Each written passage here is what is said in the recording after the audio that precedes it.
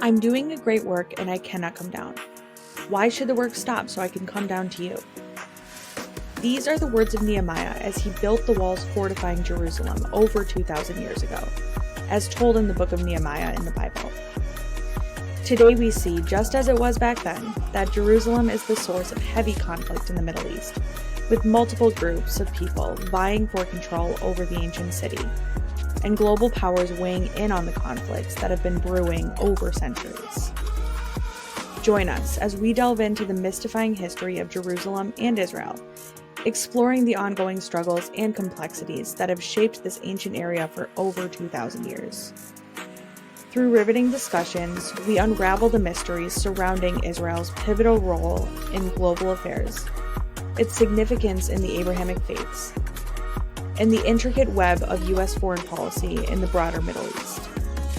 Get ready to expand your understanding of one of the most misunderstood regions on Earth, here on the Great Work Podcast.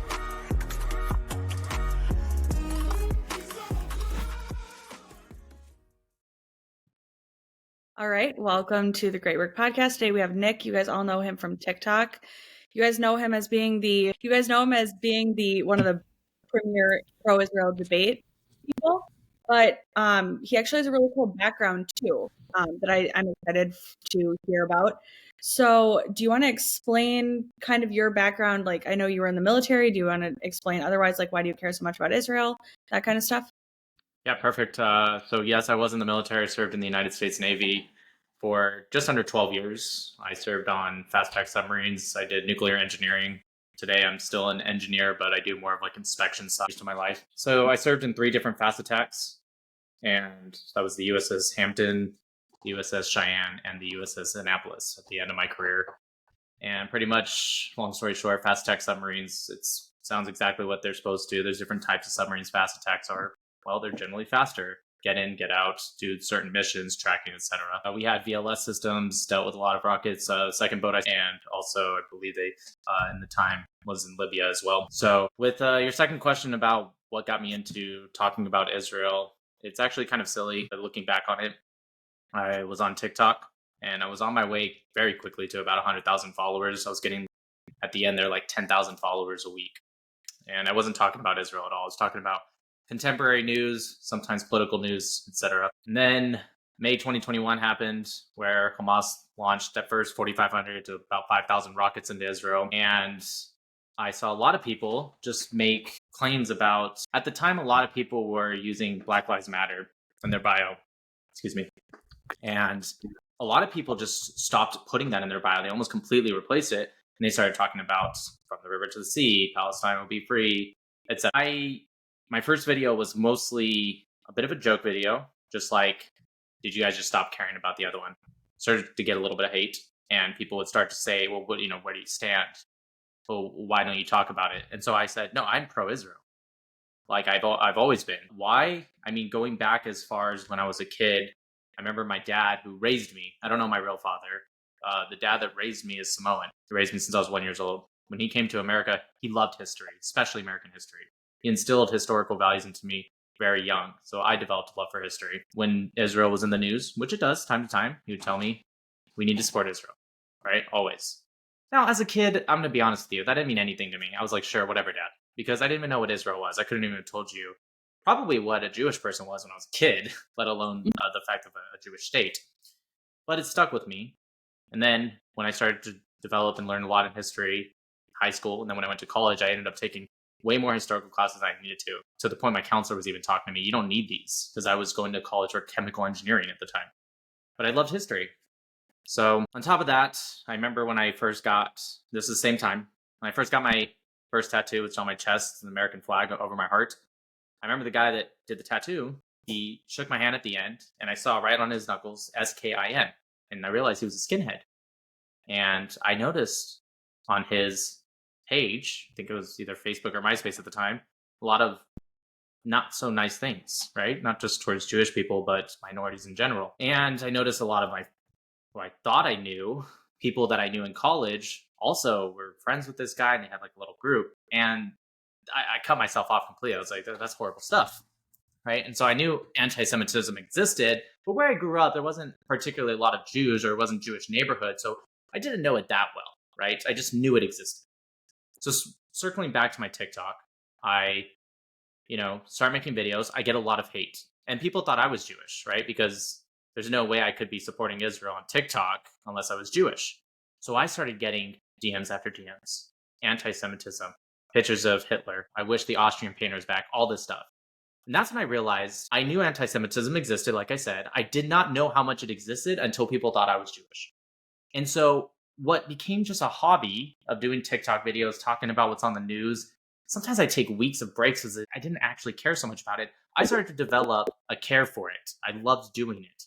And standing up for Israel was important to me. Now, I already knew more than the average American did, but compared to how much I know now, I would, if I got into a debate with my 4-year ago self, destroy him. I started to learn more, right? Now people would challenge me and I'm like, I don't know that, right? So I would do the research. And sometimes I would, for days, write stuff page by page, learning and writing so I could make a 30-second video. And so I learned more. And then I started to read books about it, Zionist books, anti-Zionist books. And it just kept going. And I snowballed. I met Danielle, my fiance now. A lot of people are like, oh, do you do this because of your fiance? Like she forces me to do it or something. I didn't even meet her until after I already started talking about this stuff. And then I met Hebrew Hammer. He was one of the first creators I met. We became really good friends. And I started to develop a community. I got banned, right? At near 80,000 followers because talking about Israel and against anti-Semitism, I guess, is a problem for TikTok. And so when I made a new account, it wasn't the other 80,000 people that were following me that came to my new account. It was a lot of the Jewish and Israelis that came to follow me and give me support. And I actually enjoyed talking about it. I enjoyed learning about it. There's a deep history, right? Because Israeli history is both old and young at the same time. And I think that really inspires me to learn more and talk about it more. Plus, the hate that it gets, it's so crazy that it's so easy to just debunk if you just took some time to actually study and learn some of the context. That by no means do I think Israel is perfect or it's never done no wrong. But no one has ever been able to convince me why I'm not on the right side of history of standing with the fact that the Jewish people have a right to self-determine in their indigenous home. Awesome. Yeah, that's a really interesting background. It's interesting. Yeah, like I never realized the amount of anti-Semitism either. I'm not Jewish. I made one video. It went viral. And I was like, oh God, like this is a real thing, like this is crazy. And I was like, it's annoying to me because not that it annoys me, but it annoys me that like a Jewish follower might see it on my page and I don't like, that's what makes me sad. But then I was kind of like, okay, well, if you guys can't help yourself, you know what I mean, to make these anti-Semitic comments, at least make them to me because they don't offend me as much. But then it just makes me so sad for the people who get them all the time because it's just, you're right. I never realized what a problem it is. And it's a big one. So I'm glad that like people, I mean, obviously Jewish people need to stand up for themselves, but it's good too that others also stand with Israel who don't have the ties there because this PR war is kind of nuts right now. Listen, most evil things throughout history are not large in number, right? Including whether we're talking about the Holocaust with the Nazis, we're talking about hate today, in the past, modern history. It's never large in number. It's the people that stand by and don't do anything, right? Or the people that maybe don't join in with it per se, but they support it still, okay? Or even silently support it. The Jewish people they have an amazing culture. And they're an amazing people that they invest in themselves. They help each other out. They lift each other up. But we have to remember, Jewish people are 15, 16 million people in the world. That is not a lot. Now, sometimes people get surprised by that number because of the amount of impact that Jewish people have had on the world. They do amazing things. They've invented amazing things. They do a lot. They have a beautiful culture. But in the end, 16 million people, or almost 16 million, it's not a lot. So I went from a point of, I do this because I do care. I like the history, but I've gotten to a point where I'm like, no. I think it's a requirement for some people who are not Jewish to do. And I'm not saying that means I should think people should be forced to do it. No, if someone really is like, look, I just don't care about the history. I don't care about what's happening in the Middle East. Fair enough. I'm not going to judge you any differently. But if you can, And if it really sticks with you, like it does me, then I think there's a certain responsibility to actually do something. Yeah, definitely matters, I think. And Absolutely. I think another place that people have a lot of confusion around that I'm excited to dive into is just what war is in general, right? So we see all the time now. I think that no one understands what is a war. Is it just, can war be just? War is probably, in my opinion, like morally neutral. I think I'm a political realist. I kind of believe that like governments are just extensions of people. People have a propensity for violence sometimes. So a government would just organize that, I don't know, not violence, but that use of force in within a chain of command when it needs to be used. War started to take over territories and stuff like that, show how big people are. In the modern day, it's much different. It's more about protecting. And I mean, I in America, find it's represented, but Right. I find that a lot of the people who want to scream injustice and want to say that, oh, all of this stuff is bad. In this case, we're talking about war, but it doesn't stop at war. They're also come from a group that benefits most from it or has benefited from the most from it. And they seem to utilize it as a mind game to try to make you buzzwords, shutting down people, right? If they don't agree with you and you don't stick with their agenda, they will use words to attempt to make you feel bad, right? Even if the words don't fit, they want to make you feel bad so they can shut you up. They want to stop you because if they can call you a genocider, a racist bigot, a warmonger, you just want everyone dead that's not on your side. If they can say these things to you, even if they're laughable because you're like, I don't believe that at all. But if they can say it to you, now all of a sudden you're the bad guy. And that's what they want to do. They want to affect your emotions so that way you will stop talking about it. It's a classic manipulation attempt to shut you up. right. Right. And that's a really good point that like they're the people who benefit most from it because they do. It totally makes sense that they just have misrepresented what war or conflict is in general, as if we stopped in the West being involved in war, that it would stop worldwide. That's crazy. There's a great quote from a Medal of Honor recipient. He said that he was talking about the United States, but I think it applies nonetheless. He said, "We don't want war, but if you want war with the United States of America, I promise you, someone else will be raising your children, right, or your sons and daughters." It's true that war is not something people conflict warmongering with somebody who does understand the concept of war. Warmongering does exist for sure. That doesn't mean everyone that understands the concepts of war or understands why a war is happening, regardless if we're talking about Israel, Palestine. That's not the same thing as warmongering. Some people just understand that things sometimes are needed. If October 6th, right, with this war in Israel and Gaza, October 6th, if October 7th was like October 6th, October 8th would have never happened. Mhm. If the IDF puts down their weapons, which we hear this a lot, right? Everyone's heard this. If Hamas puts down their weapons, nothing changes. If the IDF puts down their weapons, Israel gets attacked. Israel gets wiped off the map. And people would be like, that's a ridiculous comparison. But we saw a glimpse of it on October 7th, did we not? Right. IDF, which there should be an investigation with this after when the fog of war is gone. IDF was not in those areas, right? There was definitely a failure on Israel's part. I'm sorry if that offends the pro-Israelis, but there was. We saw the glimpse of the IDF putting down their weapons. Obviously, there was a response, so it's not the general question itself. But we saw what would happen when the IDF is not particularly there to defend the Jewish people and Israel's when we're talking about in Israel. Hamas, they went, did what they did, and they kept going. If there was nothing, if the IDF was gone, they would have kept going. It's not like they were like, yeah, I'm getting kind of tired, and then they just went back. They kept going until the point that they either were arrested or killed. That brings me to, I don't know if you know AK Kamara from TikTok, but I've known him for 10 years almost. He makes political content, news content a lot.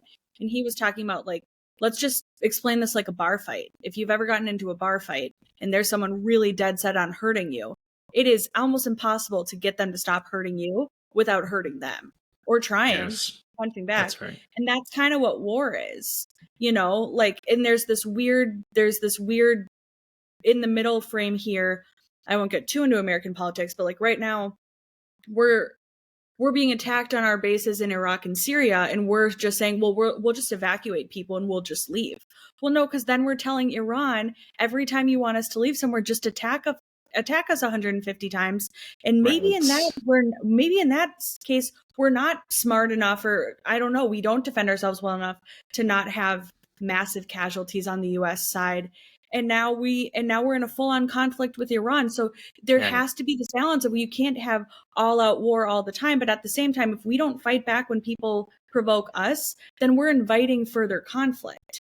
And if Israel didn't fight back right now, if they tried to have a handshake deal with Hamas, if they gave Hamas something out of this, then Hamas knows every time we want something, we just go kill 1,200 people and take 250 hostages. Right. Go hide in Qatar, go hide in, basements and bunkers tunnels, and let our people suffer, who we've admitted, right? Hamas admitted they have no interest in protecting their people. It's not their job, right? That's what they said. It's not their job. Came out and they said, we're going to do October 7th again and again and again. Okay. This idea that people say, right, war is bad. War is bad. Okay. It's a problem with people nowadays, and especially the pro-Palestinian side. They have this idea of just using vague phrases or terminology, and it makes them sound so good. They feel good. It's like, you're not saying anything. You're saying words that I can particularly agree with on a vague, point, but you're not saying anything, right? And the problem that I have, this extends to a lot of politicians, sometimes there is two sides, and sometimes it's complex. But in the end, and this is what my dad taught me growing up, you have to sometimes pick a side and fight that side, even though you can understand. And I'm not talking about Israel-Palestine per se, like, oh, pick a side. No, I'm talking about when there's complexity, you have to pick and stick with it. Because when you play the middle ground, and I'm talking about politicians now, right? Like Joe Biden. When you play this middle ground of like, oh, I don't want to upset this side. Oh, wait, I don't want to upset this side. You end up pissing everyone off. You know why? Because you didn't make a decision. You didn't stick with what you were supposed to do. With war, right? Some people, and I don't understand why people don't talk about this a lot. I see both sides kind of be like, yeah, war is bad. Yeah, the general thought, the vague thought of war is bad. Sure, I agree. Some people in this world do not need to exist. It's as simple as that.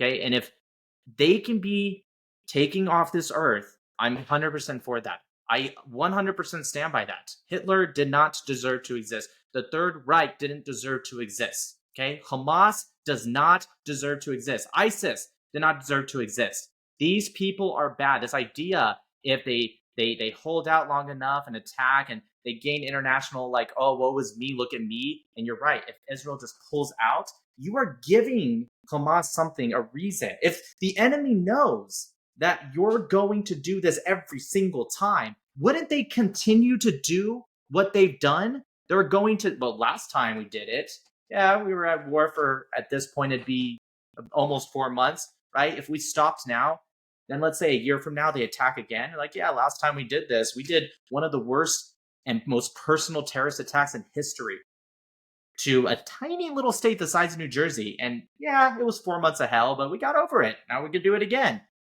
If they know you're just going to react the same way, right? The disproportionate response everyone always talks about, like, oh, it's not fair. The disproportionate response, good. Do the disproportionate response. Because what they did was disproportionate. This idea that it should be proportionate, that's just a silly argument. What, should Israel go in by 3,000-4,000 troops and go do mass rapings and beheadings, tie people up and burn them alive? No, that's ridiculous, right? Or should it be number for number? 1,200 Israelis, so maybe 1,200 Palestinians? No, you stop the evil and you stamp out the evil that did it and has said they're going to do it again. It's not even like they learned. After it happened, they said they were going to do it again. A Palestinian research group found that 89% of Gazans side with the military wing of Hamas after October 7th. Yeah, it's ridiculous. So that needs, I mean, you can't exist alongside that. You can't have peace with that. Nope. So war is going to happen. So in the modern context, a war starts with an active war like that, but it could be piling up troops along the border. There have been conflicts in Gaza with that, where they had a lot of military age males congregating near the border and blowing up like tires or trying to create smoke so they could eventually get through the border, stuff like that. An act of war could be any of those things, but basically if you're going to block a waterway or you're going to try to broach the border or something like that, that can be an act of war. And then the other military will choose how to respond. And they'll either they can respond to both.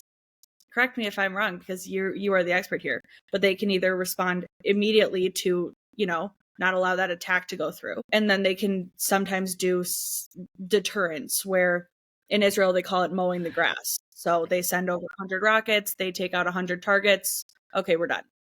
This was so egregious. Okay, well, no, we're just going to fully take out the government. And they do that by, they declared war. They surrounded Gaza City, they surround Jabalia, they go in. Can you talk a little bit about like what that operation like basically?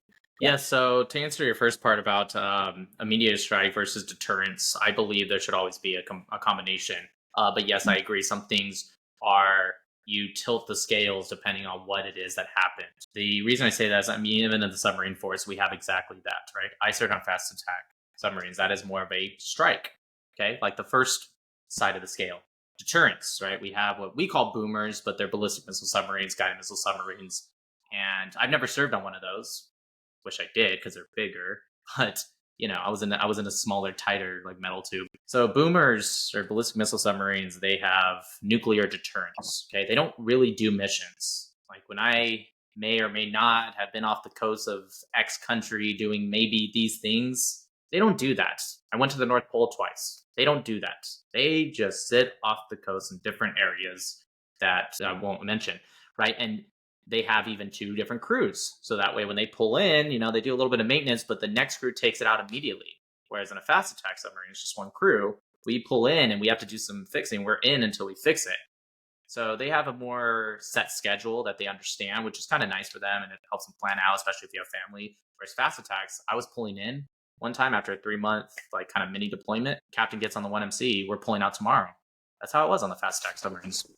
So deterrence, right? They have nuclear warheads, and that's pretty much the deterrence by itself. Even if, let's say, a country somehow attacks America, we have a geological advantage, very big one. Okay, or excuse me, a geographical advantage, a very big one.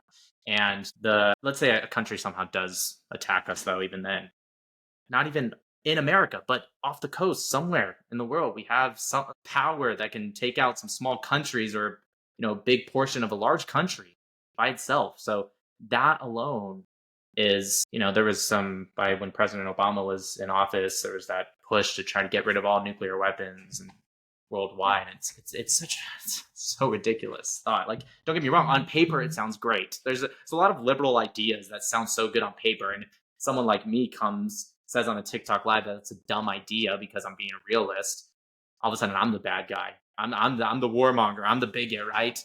It's like, no, you're an idiot. You're an idiot, right? You think that countries like Russia, North Korea, Iran, you think they're going to have the same values as you or culture? No, not at all. I'm not saying it's worse. I'm not saying it's better. Mostly it's worse in my opinion, but I'm saying there's some things that are better, but it's just a different culture. Even here in America, right? Whether you're in Texas, Maine, Washington State, same exact country, completely different culture. Right. No, you don't make deals with people like that. And that's the whole purpose of ballistic missile submarines deterrence. I think Israel should have exactly that. We should not, as pro-Israelis, not lose sight of making sure that there's a deterrence that doesn't just last now, but forever after this. But yes, there should be someone throws a penny at you, you throw a brick back. Okay? I believe that. Hamas threw a very, very, very big penny on October 7th. So Israel should throw a very, very big brick right back at them to make sure that they can never launch an offensive from Gaza ever again. What was your other question you asked about deterrence and? When we go, so like just basic military operations, Israel declared war, and then how does that look, right? Usually, right. Yeah, I remember now. So there's something in what's up?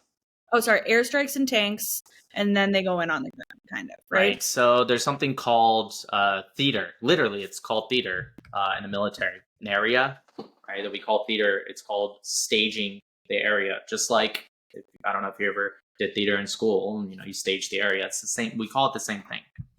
And what people don't understand is that you have to stage a certain area before you do a ground operation. America did this. In 1967, during the Six-Day War, Israel was actually ready to enter into, it was either when Jordan had it with the West Bank, I think it might have been Gaza when Egypt was in control.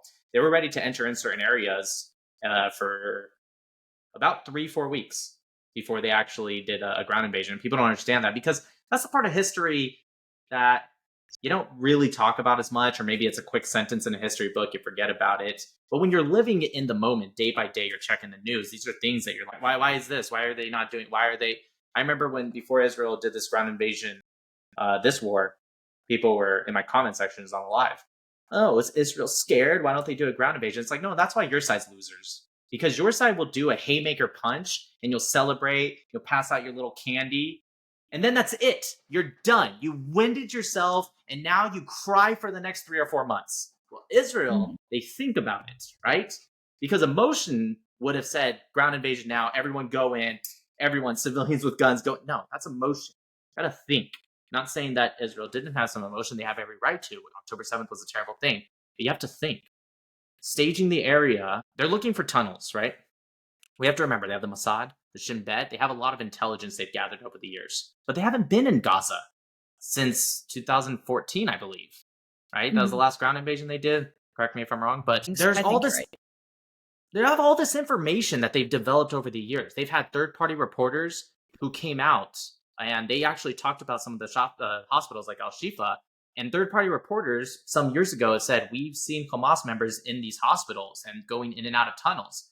But as of this moment, we're going back before the ground invasion. Let's put our minds there. This moment, we don't know that as the Shin Bet, Mossad, but it's intelligence. So now that we're in a ground invasion, we need to go check these things out. We heard there's munitions in this building. We have intelligence that there's tunnels here. So Israel's going to be doing a lot of looking down and looking straight. Why would you want a 10-story building where a Hamas member can be posted up, or a PIJ or some terrorist, that's what they are, with rifles that can just shoot you while you're trying to fight? You don't want that shit. Why would you want things where there's munitions in buildings? No. Airstrike it. Get rid of it. Set the area. Tanks can't go. Gaza is one of the most densely populated areas in the entire region. One of the most, or it is the most in the region, one of the most in the entire world. Get it out, because they use these things. Hamas, they use guerrilla warfare tactics. They've embedded themselves within the society of Gaza. And it's unfortunate. It's a very sad thing, because there's probably, definitely some people in Gaza that do not stand with that, right? But either because they're scared to come out, which I wouldn't blame them for that, or because maybe they're neutral about, like, I don't stand with it, but I don't care either, right? There's a small percentage of that. And yes, it's small. I don't care what people say, but there's a small percentage that do exist in those two groups. Most of the percentage, they support it, right? Whether they support it so much that they're willing to take hostages themselves and help Hamas, or they're part of Hamas themselves, there's a percentage. So you need to get rid of that stuff. And people can't even say I'm wrong about that, because look at 21 IDF soldiers that just got killed, right? Yes. How did that happen? They rigged a building with explosives, waited for the IDF to get in position, and they shot it with an RPG, setting off a chain of explosions. So when I brought this up in my live, like, oh, they need to set the stage, people are like, you're just making excuses. You're just making excuses. Well, now look, what I said would happen literally happened. If it wasn't a sniper, it's a booby trap, right? This is what they do. And I get it from their point of view. I don't get it because I don't agree with them, but I get it. They're fighting what they believe is an occupation force. I get it. That's how I'm able to know this is what they're going to do. Even though I'm not part of Hamas, it's just logic. And I think deep down some pro-Palestinians know that too, but they can't admit to that. So they'll be like, no, Hamas wouldn't do that. Like, you have to set the stage. And that's what it's called in the military. And that's what we do. When we launch VLS, right? Vertical launch system is what VLS stands for on the submarines. It's really cool, right? Let's say this is the water line and this is a submarine, okay? You don't even have to go. You go to periscope depth, which is, I don't know if I'm allowed to say, but it's a certain amount of feet below the water line, where you can have the periscope go out barely. We can launch, even below that actually, we can launch missiles out, and it creates a sort of bubble around the missile so the missiles don't get wet, and then they pop out of the water, and then they rocket up, and then they go down, and they start, wiping out certain areas. We did this. I've had people come up on my live. look how we got Osama bin Laden. It was such a tact. It's very a big tactic that we did, right? It was very nice. It was in the middle of the night. It was with SEAL Team 6. Yeah. What do you think happened the decade before this, right? That's intelligence. Of course, the IDF has, or the Israeli military has special forces, but special forces are exactly that. They're special. They make up a tiny percentage. And by the way, it's not like what you see in the movies, right? Where they're doing these sliding and they're by themselves and they're taking out like 50 people. Sometimes they take out 10 and then they die, unfortunately, right? I mean, don't get me wrong, very good at what they do. We used to transport SEALs. These guys were wild. But they always have support. It's the same thing when you see this super cool aircraft carrier, right? In a movie, when you see it, badass, big guns, they got all this stuff. You know what's below it? Me in the submarine. Destroyers are behind it. There's always support, and people don't understand that. They're like, well, why doesn't the IDF just send in special forces and not do airstrikes? You have no idea what you're talking about. They would lose all their special forces immediately. Yes, they're really good at what they do, but it's like they would still die if they went up against possibly tens of thousands of Hamas combatants. Yeah, you can't send in special forces outnumbered. And you also, it's ridiculous to think like, so you fight a war. Well, let's go to this first. So you set the stage, like you said, and then they invade on the ground, and then they win operational control. So like the best way it's been explained to me is they push in, and then once they start getting pushed back, like, you know, shots coming the other way at them, they fight back, and then those people either retreat or are killed, and then you just do that until you have control over the city, right? Right, yeah, it's a slow burn, relatively slow. Sometimes, I mean, even in firefights, I mean, I've talked to some friends that have been in those, and you know, sometimes they'd be like, yeah, 5 minutes, right? And that's a very long time when you're having bullets come at you, right? You have to, I mean, every military has different strategies. Sometimes you kind of surround the outside areas and push your way in. Sometimes it's directly pushing forward. I know at the beginning of the ground invasion, they over time split Gaza right in half, right? They made it all the way to the sea. They started surrounding Gaza City in different areas. But you pretty much said it exactly right. You have to push your way through. And sometimes you start to go through, and then all of a sudden you have hundreds of people that you didn't know were there that are there now. And you have to hopefully survive that, but fight back. Excuse me. In time, you will slowly push your way through or slowly surround an area, but you want operational control. And after you have the operational control, you can start to then do all of this intelligence that has been fed to you, right? Because you're not going to be, well, in the middle of firefights looking for tunnels or verifying there's munitions in this building or that building. Right. And then, so that's why when you see them putting up an Israeli flag in a certain area, like a government building, that doesn't mean that Israel wants to make that Israel now necessarily. Sometimes it does, like we've seen Russia do that with Ukraine and stuff, but it just signifies, because that's a big fight that these soldiers are going through. It's like to boost morale, like we have control over this area now. Here's this flag. We have control. Hamas doesn't control this anymore. And now we move on to the next fight, right? Yeah, this idea that Israel wants Gaza is it's laughable. I think that Israel would love to have security control of Gaza and make sure nothing like October 7th ever happened again. Israel's official claim right now is that they have no intention of occupying Gaza. And that's what we have to go with. If you pro-Palestinians who pretend like they have this secret spy ear in the secret rooms, they're like, no, I know what they want. Look, if Israel wanted Gaza so bad, why would they have taken this long, weird route? Right, 19 is when Gaza went from the control of Egypt. By the way, never been Palestine, guys. I know, crazy thoughts. Never been Palestine. Even when the Arabs had control, they had no intention of giving it to you. Just fun fact. In 1967, during the Six-Day War, and they took Gaza. It wasn't just Gaza. We have to remember, they took the Sinai as well. And it wasn't until really 1982 when it was fully given back to Egypt, right, from deals that were signed. But they had Gaza literally surrounded. Because today, you see Gaza's southern border, right? The Rafah crossing is in Egypt, right? So a little part is Egyptian border. No. They had Gaza surrounded. If they really wanted Gaza, wouldn't it have just been the easiest just to push them out then and just taken it? Or let's say that didn't work out. Different prime minister. Let's just give an excuse for a second. Okay, when Israel, they had 4 settlements in Gaza, right? About 9,000 Jews, 8,500 to 10,000. They forced them out of Gaza, withdrew completely from Gaza and gave it to the Palestinian people, and they dragged them pretty much across the border. A lot of them didn't want to leave. But between it not being relatively historically important to Israel, right? Even if you go with religious study, Gaza was a place that was occupied by the Philistines, who were, Greek merchants, pirates, really. They took out many of the bodies that were buried there, the Jewish people that were buried there. They took them out before they withdrew into. When I was in Israel, which was days before the October 7th attack, I went to the Museum of Israel, and there was a mosaic there with King David. That's when I was reading the little history of that mosaic was in Gaza. Right? They took it out, and now it's at the Museum of Israel. In Hebrew letters, it says David. But between that and also there was a lot of attacks on the Jewish people in Gaza that were living there, and it cost a lot of money to protect them, right? Why didn't they just, if they really wanted Gaza, why didn't they just move more settlers in, right? That's what you say they're doing anyways, right? They're occupying, they're moving all these people in, they're kicking us out, they're killing millions of us. Obviously, that's not. Why didn't they just move them in instead of moving out? Like, because, yeah, would it have been negative attention? Yeah, not as bad as social media age, but you think they do that anyways. Right. Yeah, right.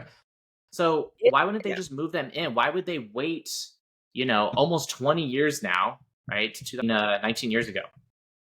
Why would they wait 18 years, 19 years for there to be a slaughter of Jewish people on the worst day for Jewish people in terms of fatality since the Holocaust? Wait for that and then do this huge, just negative PR game of pushing them all out as you think they're doing, right? It just doesn't make any sense. They can't think logically. There are no critical thinking skills whatsoever. No, they can't.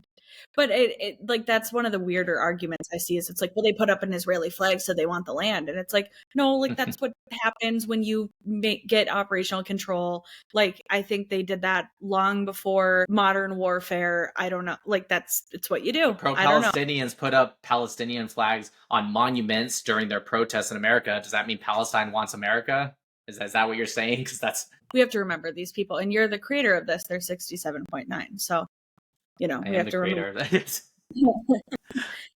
So that's kind of like the basics of what they're doing. And then once Israel has operational control, they're just going to keep doing that over and over and over again until Hamas either surrenders or they have no weapons left and they have to surrender, or until the leadership is killed. Like, that's kind of... Pride's going to kill the trend that is the pro-Palestinian movement, because pride is what makes you know. These are for the people that are deep down, they're pro-Palestinian, but maybe they don't side particularly with what happened on October 7th. A lot of them do. They just put on a mask. But I'm sure there's some out there that are like, I don't like that way, but I do agree with resistance. Pride makes you feel like if you can't just agree with all of it and do whatever the pro-Palestinian trend is pushing you towards, telling you what to think, what to feel, then that means you're pro-Israeli. I've had one person since October 7th. One. I won't say her name. She came up. She lived in the West Bank for about a decade. She's Palestinian. And she doesn't stand with a lot of the pro-Palestinian. And she's pro-Palestinian in the sense she's Palestinian. She doesn't believe Israel is the biggest problem for the Palestinians. She does have her gripes about Israel, but she thinks that the leadership, she believes that the pro-Palestinian movement puts so much effort into just Israel, and they do not talk about things that are actually affecting them at all. And she came up, and that is the most fair statement ever. She still probably doesn't agree with my ideologies. I'm very pro-Israel. But I couldn't argue with her because she was being completely fair. The amount of comments and people came up to give her so much hate. You're a liar. I bet you're not even Palestinian. They start speaking Arabic to her. She speaks perfect Arabic. Right back. She starts screaming at them. I don't speak Arabic, but I can imagine what they were saying back and forth to each other. And then she shows her ID. She has a Palestinian Authority ID, the green ID. She has it. She shows it, and she covered, her important information, but she shows it. It's her. And they still, it's like watching something short circuit. They couldn't comprehend it. And they're like, no. If you're not an extremist, essentially, you're an Israeli, right?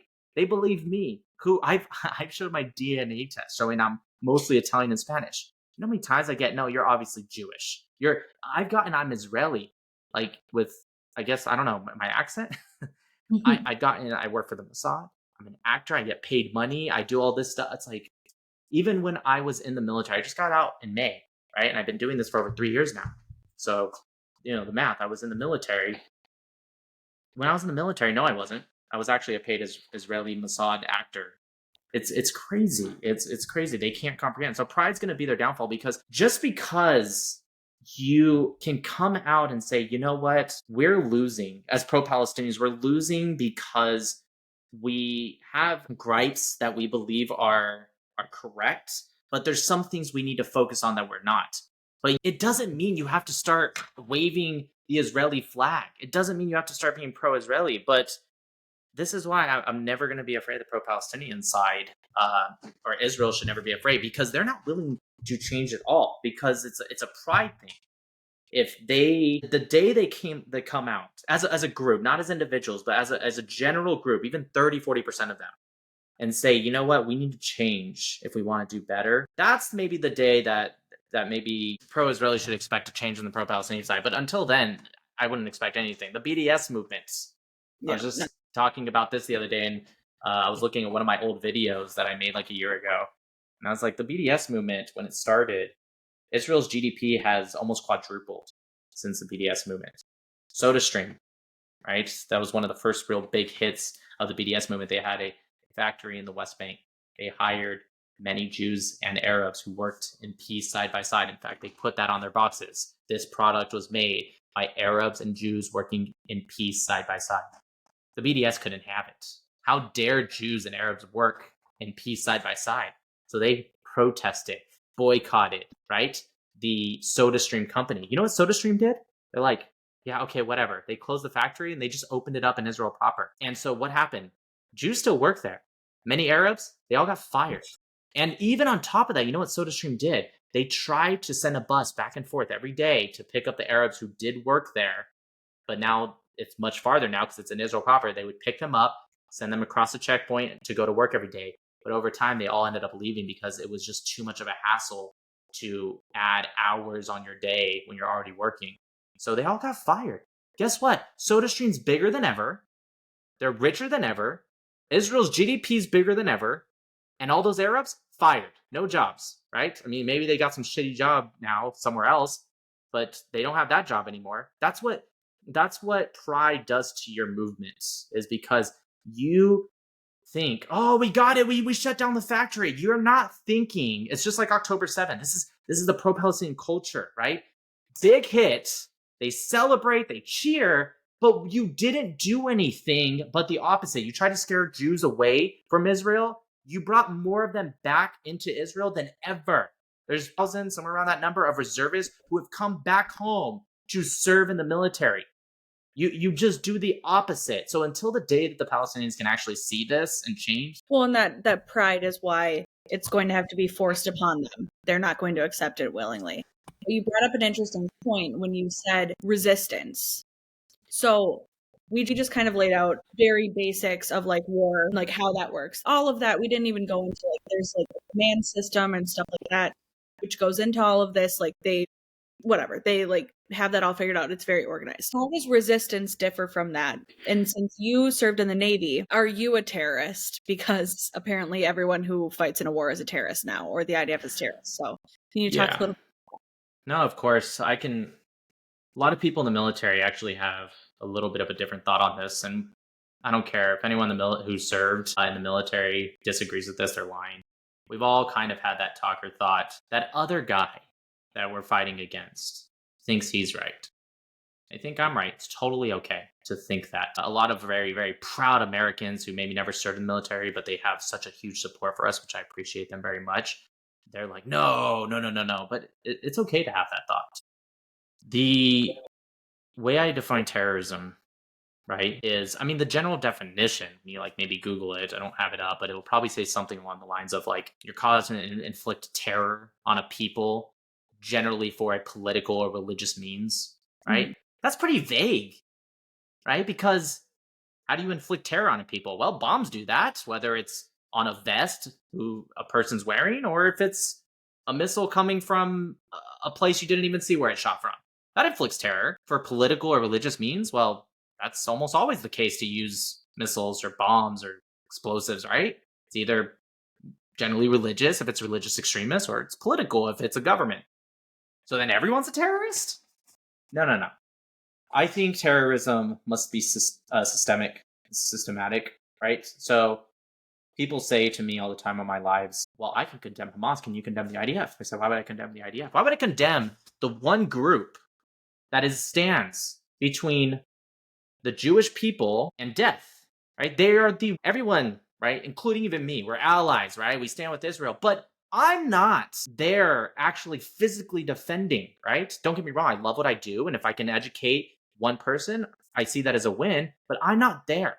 The IDF soldiers are doing, it's amazing, okay? And I pray for their safety constantly. This is, why would I condemn that group? Start this. Well, the IDF, they're killing people, okay? What's the context? But the IDF, I saw this one person, this one interview where this IDF member, he actually raped this one girl. Yeah, he's a piece of shit. That's not systemic, right? If an IDF member does something bad, it's an individual. Does that mean I'm excusing it? No, I think that individual should be punished to the fullest extent. And yeah, there's times where Israel probably should have punished someone more. I agree with that. But they get punished. They get looked at, they get investigated.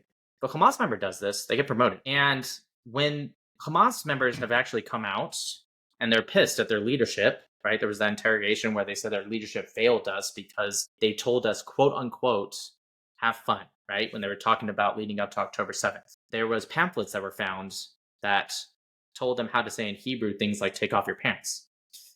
Okay, and then a lot of forensic analysis and testimonies have come out, including Hamas interrogation admitting to rapings, burnings, beheadings, stuff like that.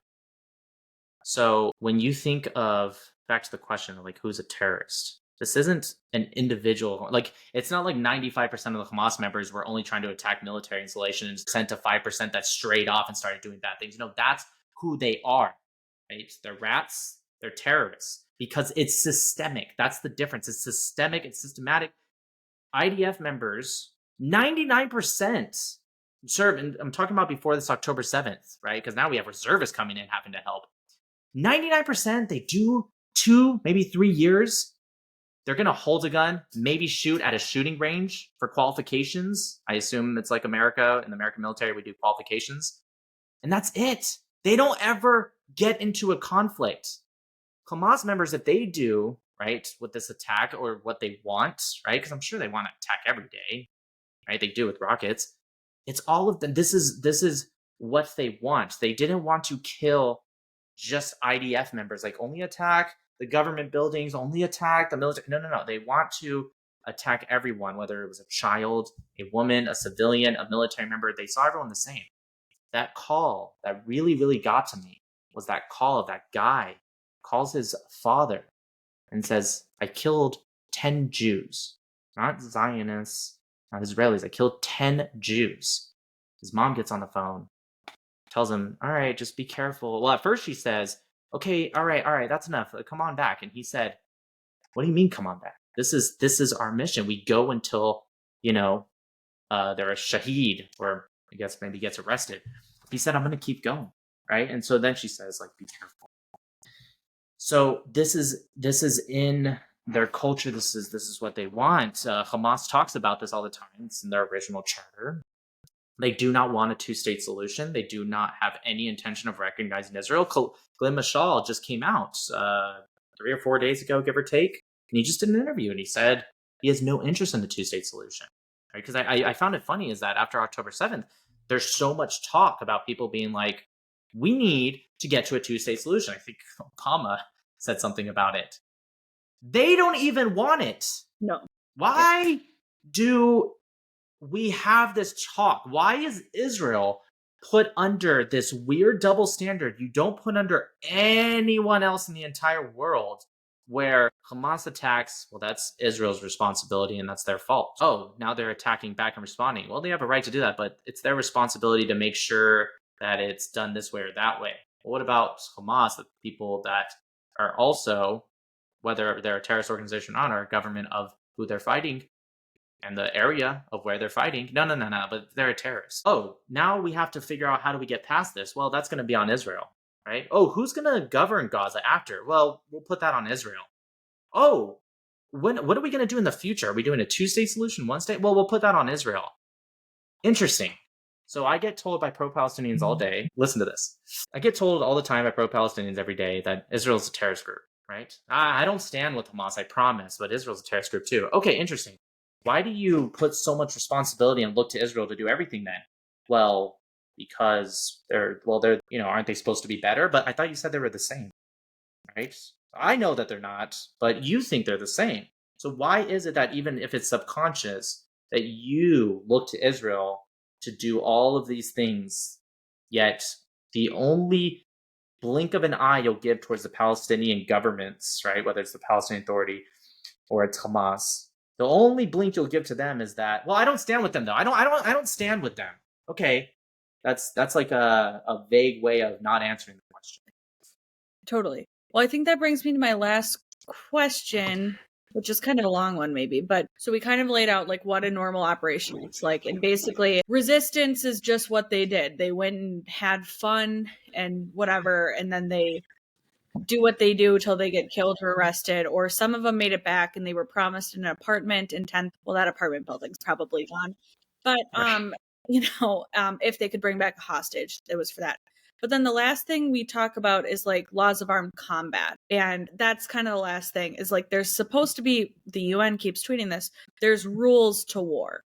Right. And what you brought up in what you were saying is like, had they just attacked military or government buildings, that's one thing, that's fine.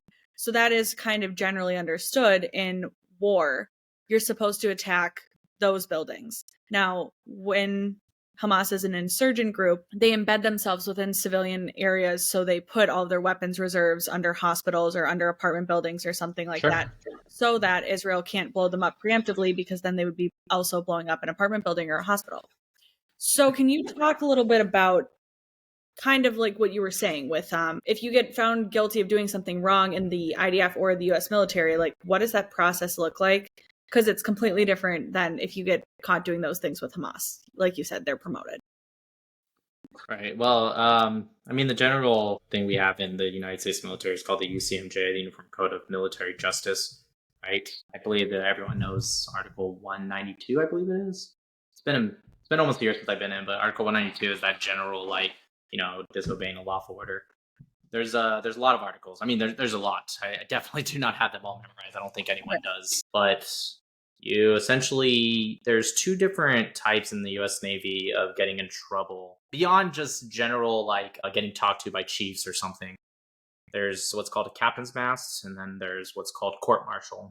Okay, court-martial is generally for more serious crimes, or sometimes it can be if you deny a captain's mast, you can request a court-martial, which is very similar to a trial. It's obviously a military trial, and it has a little bit of different rules, but it's similar. A captain's mast is generally what you see, right? Captain's mast it's how it sounds. It's with the captain of your boat, ship, whatever unit. The captain can bring you down one rank, right? There's one time I saw him bringing someone down 2 ranks, but that's because the person was on a probation with his first rank, and then he got in trouble again. So the probation brought him down 1, and then the captain's mast brought him down another. But that's generally how it works. Court-martial, you can be an E9, which is the highest enlisted rank, or there used to be fleet admirals. But anyways, that was back in World War II. They can be brought down also. So court-martial can do a lot more damage, but like I said, it's a more trial-based type. So to answer your question, if you get in trouble, you're essentially going to be charged. There's an investigation, right? They'll have a third party officer, or sometimes it's an officer of your own command, but it'll be like a junior officer, ensign to lieutenant age. He does an investigation, asks the appropriate parties, sends this up to the captain. Then you go talk to chiefs. They give a recommendation. Then you go to XOI, or you talk to the XO. He's the second in charge below the captain. And then he will go, and then they'll go to the captain. And then sometimes the captain says, you know what, I'm not charging you, or I'll put you on a probation or something.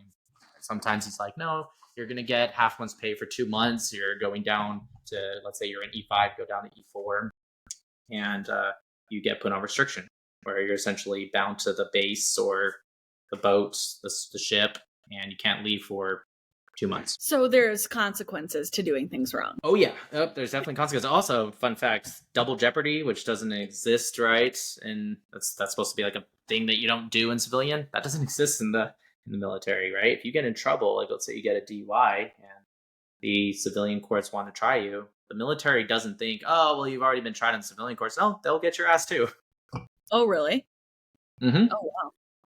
So the Sometimes the civilian courts will know the military is already going to punish them, and the military punishes much harsher generally. So sometimes they'll be like, they got it. But if the crime is serious enough, no, you're going to get double charged. So that's interesting. So yeah, you just can't you can't compare a terrorist group and then like Hamas to. Yeah, Hamas is not going to a captain's mast or court martial, and they're not sitting with a piece of paper like, so it says here that you raped this girl, you burned this person alive. Ahmed, what's up? That doesn't happen. That's what they went to do. They went to instill terror on the people of Israel. That was the point. Yeah. I mean, the weirdest story I heard from an IDF soldier was that they got punished for doing things among Hamas members. So there was a situation where a woman and a man had relations outside of marriage, and they did their procedure, whatever that may be.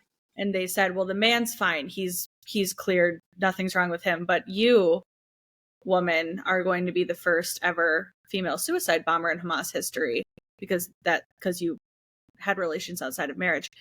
So they have maybe a little bit more of a strict punishment, I guess, in that regard. Yeah, I didn't know that. That's interesting.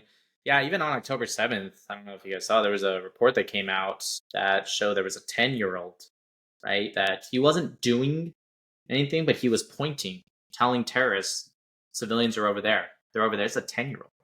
Saw Mia Shem, right? She came out. She talked about how she didn't eat for a few days, and a child of a civilian, right? They have nothing to do with Hamas. That's what we keep hearing. Pretends to give her food candy, right? Open bag. And when she reaches out for it, closes it, laughs, goes away. This is a child. And it's an unfortunate reality, but I'm going to say a harsh truth because, we're not on TikTok. I feel like I have a little bit more freedom now, right? Yeah. This is a harsh truth that people don't understand is this idea that the Palestinian people are just completely separated from Hamas is so ridiculous. I do not buy that shit even for a second, right? Do I believe that there's some Palestinian people that don't stand with Hamas? Absolutely. Yes, there's some Palestinian people, but it's like if I said humans have 10 fingers and then there's that one guy, well, my friend has 9. Okay, yeah. Shut up. The general gist is about 90% of Palestinians stand with Hamas, right? There was 3 different polls that have been ran since October 7th, even right before October 7th. That shows an increase in Hamas support both in Gaza and the West Bank, specifically East Jerusalem. A new poll just got released some days ago. It was by an Arab research group, and they said specifically that Libya was actually the highest that thought most positively about October 7th, but Palestine, West Bank specifically, they didn't, in this poll, they didn't interview Gazans, it was West Bank. It was about a 90% positive outlook on October 7th. Whereas in United States, you and I both did a video about this. It was interesting to see the young demographic. Just last month, exact same poll, same standards. They had a just under 51% in support of Hamas, just over 49% in support of Israel. That was last month. This month, 57% in support of Israel. That's a big change, right? 1%, I'd be like, okay, that's interesting, but 7% in 1 month. That's a very interesting change amongst specifically the youngest demographic. Obviously, the older demographic still pro-Israel. They stay pro-Israel. Right. What is it? I want to know, what is it that's this huge disconnect? As you see in the Arab countries and the Muslim majority or Muslim-controlled countries, they're getting more radical. As you look at since October 7th, the polls from October 7th to today, they're increasing their support of radical Islam and Islamic extremist groups like Hamas. Whereas the American young, right, which has always been the most split between Israel and Hamas or Israel and Palestine, right? they're starting to they like just before October 7th, they did a poll, I think it was in March or April of 2023. And for the first time in history, Democrats, specifically the younger demographic, voted in favor of understanding the Palestinian cause more than pro-Israeli. Then after October 7th, it shifted back pro-Israel, right? And then as people kind of moved on from the news, they did more polls. Then all of a sudden, just the young demographic went from pro-Israel to now it's like centered, right? Like I said, the last month one was just a little bit pro-Hamas too. It wasn't even as Hamas. And then all of a sudden, next month comes by, and now they're just barely, but still pro-Israel. So what's making the Arab and the Muslim majority countries shift to being more radical, and what's making the young in America, we were talking about a Harvard study too, we know how they are, what's making them start to say, you know what? Now, there's a few things that I think, obviously I don't know. They could have been like, you know what? The more I'm learning and stuff, I still understand Palestinian rights, but I don't know if I can side with this stuff, because what has happened this past month that's interesting with the pro-Palestinian, I've noticed they started to get a little bit more radical. Why is that? Oh, you notice they're also starting to lose a lot of ground, right? There was some places, hundreds of thousands of people every week on the same day, week by week, protesting Free Palestine. And all of a sudden it get to tens of thousands. And then maybe instead of every week, it's every other week. And now it's, you still see, oh, there's a big protest right there. They've been planning that one for months, like the one in DC that they just did. That one's been planned for months, right? So it was big. But there's certain areas that protests have either canceled altogether or they've just dwindled down to very small. So now you're starting to see they're tagging up veterans' cemeteries, right? They're tagging up memorials. They're putting sometimes anti-Semitic, spray painting anti-Semitic stuff. Sometimes it's just Free Palestine or Palestine.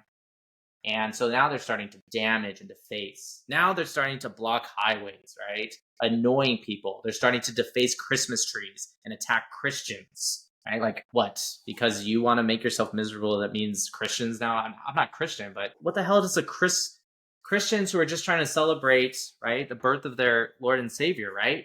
What does that have to do? Putting up a Christmas tree, I think it was maybe in New York or Chicago, it was in a square. What does that have to do? And bothering these young and older and fine people, what does that have to do with your cause? You're just pissing people off. And I get it, because they are at least smart enough to know this gets attention. This gets us back on the news, because either you have so many people week by week, or you have to do something that will hit the news. So maybe the young people, to go back to the why is it 57%, maybe they're like, maybe there's some stuff I don't like about it. Maybe they're getting educated. Maybe some of them are just moving on, and the ones that are left are the ones that were already pro-Israel. I'm not sure. Yeah, I don't know, but it's a weird phenomenon we're seeing here.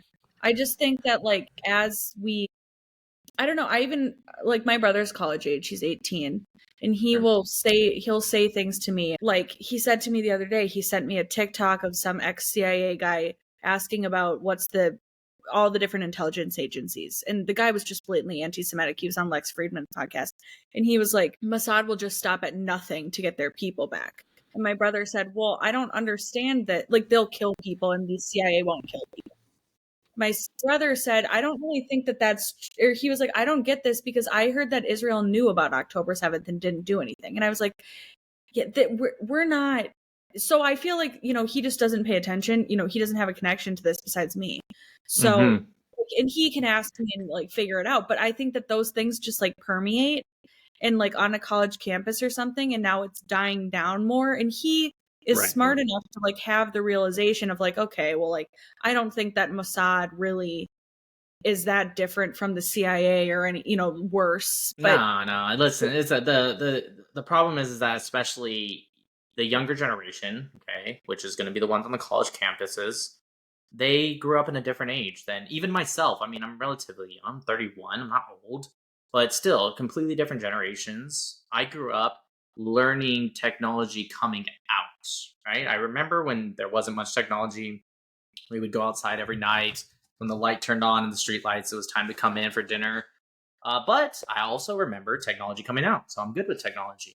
But this generation, they were born into technology, which means there's a lot of advantages to that. They get smarter quicker, they get knowledge quicker. They get information quicker. Smarter, we'll see in time. right?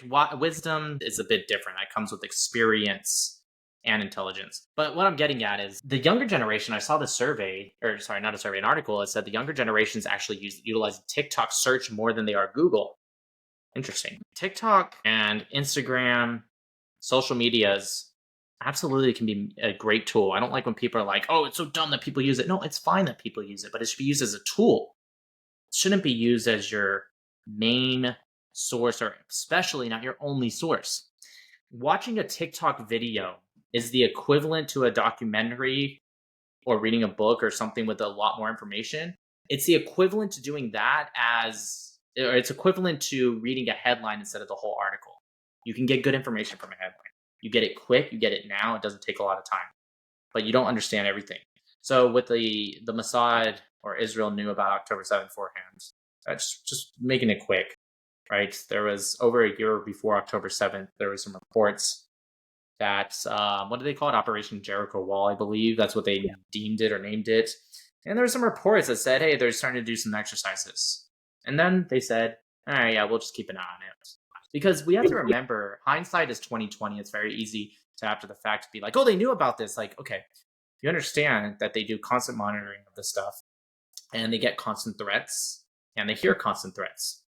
Constantly. I mean, America does. You think a country that's in the middle of a bunch of countries that don't like her isn't? Mm-hmm. I remember when I was stationed in San Diego, we would constantly hear stuff all the time. Russia's off the coast of San Diego. No, I'm not even kidding. And we'd have to send people or send a submarine out there to go check it out. And I'm not going to tell you if those are real threats or not, but seriously, we would get that stuff all the time. And this is San Diego, not Israel in the Middle East. So they get stuff all the time. So it's so easy to, after the fact, to look at the one that actually went through and being like, oh, but they got a warning. Okay, whatever, dude. Anyways, so that's not what bothers me, though, that Israel said, okay, we'll monitor it. What actually does bother me that I think Israel, or the head of the Gaza security at the time, needs to own up for, is that about 4 months before October 7th, it came up again in a veteran analysis. She came to her leader, Gazan security, brought it up again and said, hey, this is kind of like the thing from 7-8 months ago. And he ignored that one. And I do think that was a problem. But I don't actually think it even went to Netanyahu, which again, problem. But it wasn't. People were like, oh, Netanyahu knew. And it's like, look, I'm not the biggest fan of Bibi, but he didn't actually know about that. And go ahead. If people want to hear more about intelligence failures and why this is an intelligence failure, listen to episode 5 of my podcast, because I had a former military counterintelligence officer on, and he talked about that woman would be considered a Cassandra. It's very interesting. I made my brother go listen to that episode, so I'll just plug it here. That's good. Yeah. I'll check it out. I've listened to 3 of your episodes now. I haven't heard that one yet. I'll go check that out. Oh, well, thank you. Yeah. No, they're great. Yeah, the most recent ones I listened to were Hebrew Hammers and Renzies. They're good. Yeah, but no, I mean, that's exactly right. Look, it was an intelligent failure, but it's this idea that, like, oh, they totally knew this was going to happen. They wanted it to happen, and blah, blah, blah. It's like, listen, you guys talk out of both sides of your mouth. First off, Israel's already doing this, and now you're saying, no, they need an excuse to do it. They'll say whatever they need to push their agenda, and it's like sometimes they end up contradicting each other so badly. Right now I'm reading by Benny Morris, The 30-Year Genocide. I've already read a book by Benny Morris. This is my second book that I'm going to read on him. But this one's not particularly about Israel. It's about the Armenian genocide. Oh, wow. And how it was deeper than just, the 2 years that if you Google it, it'll say. So that's why it's called the 30-Year Genocide, and how the Ottoman Empire treated the Greeks, the Armenians, and the Christian populations. I'm not going to lie, it's pretty in-depth, which means, let's be honest, kind of boring. But I'm sticking with it because I want to start to expand my knowledge a little bit outside of Israel and Middle Eastern conflict, because even if it's not Israel, it all relates and it all connects a little bit. And I've had a lot of Muslims that will come up and they will deny the Armenian genocide. And I find it very interesting that they will scream the exact same stuff that was being screamed at. Now, there were Turks, obviously the Ottomans, if they're Muslims. And even still to this day, a lot of the Turkish government denies it. They cut the number by 1/5. They cut the number 5 times the amount of what the actual amount of deaths there were. They'll say, oh, they were Armenian invaders. And so we were just defending ourselves, man. We were just defending ourselves. Yeah, there's 3 European men who witnessed women being beaten while on their backs on the ground, just women, right? They weren't soldiers, they weren't fighting, they were just beaten to death. And I find it interesting. Or, the common thing we get, oh, Muslims and Jews lived in so much peace. Interesting. I have an entire list that goes in depth about every single attacks and to all the way to today of Muslims attacks on Jews, and sometimes Christians are on that list too, because sometimes they were attacking both. There's over 50 massacres just until I got to 1980, right? Not even including October 7th. 50 massacre, not killings, what actually constitute legally a massacre against the Jewish people. The yellow star designates you as a Jew, right? Oh, you guys think that the Nazis created that? Well, they did. They put that. That's what they put on Jewish people. That came from Muslims. The Muslim treatment of Jewish people. It would make them wear that, right? Yellow signifiers to claim that they're Jewish. Listen, saying that there was peace. I think you said this on one of your episodes, but I loved it. Saying that there's peace is like a racist white dude back in the time of slavery. When slavery ends, he's like, yeah, there was a lot of peace back then, right? Because there wasn't really any fights. We had our crops done. I treated those guys pretty well. Like, yeah, of course you think it was peace because you were in control and everyone else had to be complacent and everyone else had to live as second class. So you believe there's peace. And now you try to cry that today. Like, oh, well, that's happening to us. And it's like, okay. And so I break down the differences and I'm like, no. Keep it vague. Please keep it vague, because then I sound like the good guy, right? But once you get into the depths and the context, it's like, oh, this isn't the same at all. Right. And so that's why I said at the very beginning of this podcast, to bring it back full circle before we end, the people that scream this stuff the most are the ones that actually did it and benefited from it. It's just very interesting. Well, and also to wrap it up, thank you again for coming on. But as long as we have people denying these things and still doing them, we're going to have war, because we're going to have to stop it. So hopefully this gives people a little bit of an impact. Like, you guys got to know Nick more than you knew him from TikTok. And also hopefully now you have a little bit better of a basis of understanding what a war is, why it's different from a terrorist group, and you can kind of go from there. Thank you again. I'll have all of your stuff. Thank you so much. Yeah, I'll have all of your stuff linked in the description. Is there anything else you want to promote? Yeah, a couple things. One, I mean, God bless the IDF, and any IDF members are listening to this. You're in my prayers all the time. If you guys ever need anything, please let me know. And thank you guys for all the support I get on TikTok. I know I get banned a lot. So people are always like, why don't you have more followers? I was like, well, I used to. It's okay, because I, created this little community that I love all the support I get. And, to the IDF, continue doing exactly what you need to. I mean, disproportionate response, and do everything that you can to get these hostages back and to make sure that Hamas can never, ever launch an offensive ever again from Gaza. And that's it. Obviously, with the 67.9 stuff, I know you guys love it so much.